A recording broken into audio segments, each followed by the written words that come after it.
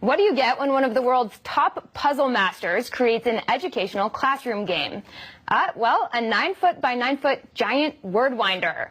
16 letters on 16 double-sided boards give players 262, get this, decillion combinations. So no two games will ever be the same. Here to explain what the heck that means is puzzle master David Hoyt, whose games appear in hundreds of newspapers every day. Great to see you. Thanks for having me. So tell us what inspired you to create this game and how does it work? So the way it works is we've got a little piece of it right here, I should mention. So there are 16 double-sided boards that get laid down 4 by 4, and it lays out to 9-foot by 9-foot area. It's huge. So yeah, imagine so all you're seeing is 2 here. And the way it works is players can play words like this could be the word eyes, E-Y, and then you could use either really good example to show kind of a straight line, but you don't have to go in a straight line. You could go anywhere. So like this could be the word ears. And the way it works is players take turns, so there's different color chips. They take turns, and their objective is to create a word-winding path of words that connects one side of the board to its opposite side.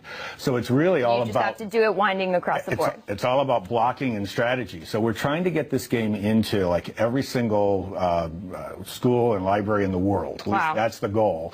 And, excuse me. And you were at a middle school this week with students debuting the game. Just up the Hudson River. How did they react to it? It was great. At Sleepy Hollow Middle School.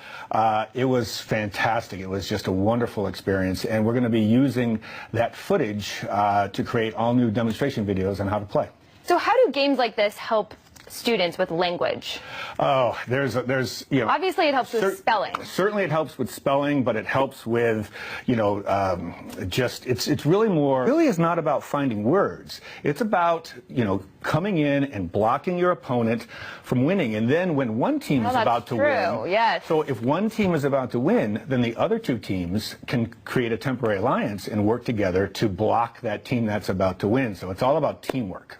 And you're still, while you're launching this game, you're still creating games for newspapers. Yes, so I'm a very busy guy right now, making all the puzzles and going out to schools and libraries and working with students. And you have an interesting background. You came from finance, right? I did. So how'd you make that transition? I worked on the Chicago Board Options Exchange, and there was a guy down there who was an investor in a game invention company. And who would have thought? I didn't even know there was such a thing.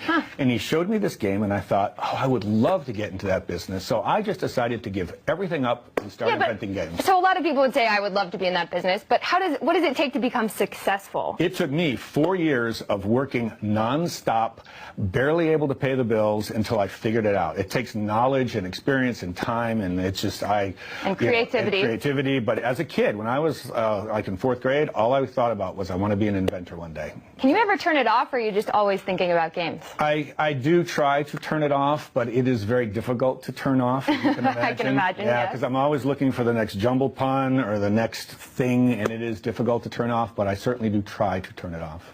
And what kind of response do you get from people who play your games? Oh, do you ever hear feedback? Or? Oh, I'm spending now well over an hour a day just responding to people, and it's just, puzzle players are the nicest bunch of people.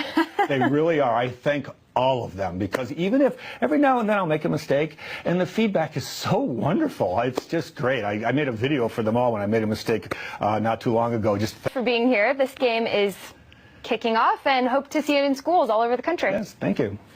Coming up,